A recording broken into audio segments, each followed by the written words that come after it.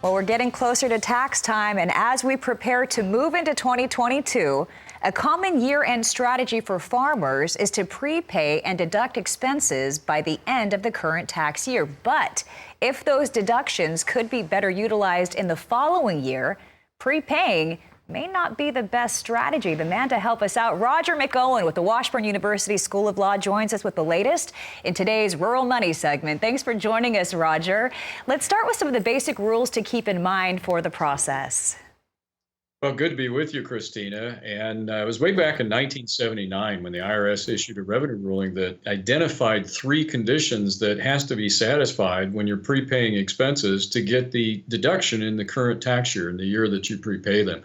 So when you're buying things such as fertilizer, feed, seed that you're going to use to put that crop in the ground in the next year, you've got to meet these three conditions. And basically, you have to have a binding contract for identifiable goods that are going to be deductible in your farming business and that you're going to use in the next 12 months. And you've got to have a business purpose, and you can't materially distort income. So those are the three requirements. We've got to stay within those boundaries. And if we do so, then we're going to be able to deduct the amounts that we prepay.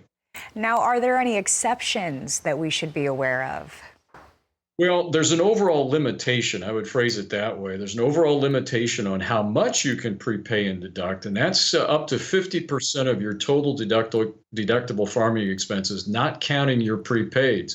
So if your total deductible farming expenses, for example, are $100,000, then you can prepay and deduct up to another $50,000. And so that's really, if we want to call, I guess we could call it an exception. It's more of a limitation.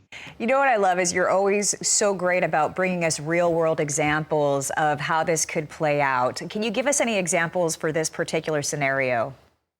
Yeah, in fact, I think probably one of the most substantial court cases on this came out of Texas a number of years ago. And a lot of farmers like to do this kind of stuff, so it's a warning not to do it this way. And he just went into the local co-op near year's end and wrote out a check for $25,000 and said, well, I'll be back in the spring to pick up my crop inputs, my seed, feed, and fertilizer. Just, I want to write this off on my current year's taxes. And that ended up as an appellate court opinion, and the court said, no, you can't do that. For what we all know, because they credited it to his general supply account, the court said, for all we know, you could have been buying $25,000 worth of dog food, and that's not deductible. So you got to have that binding contract for specifically identifiable goods that are deductible and that you're going to use in the next 12 months. So just be real careful about that. All right. If you would like more helpful information as we prepare to file our 2021 taxes, visit washburnlaw.edu/WALTR. I always found some great knowledge when I visited that website. Thank you so much, Roger. We always appreciate you. Roger McEowen with the Washburn University School of Law taking some time with us today on your Market Day Report.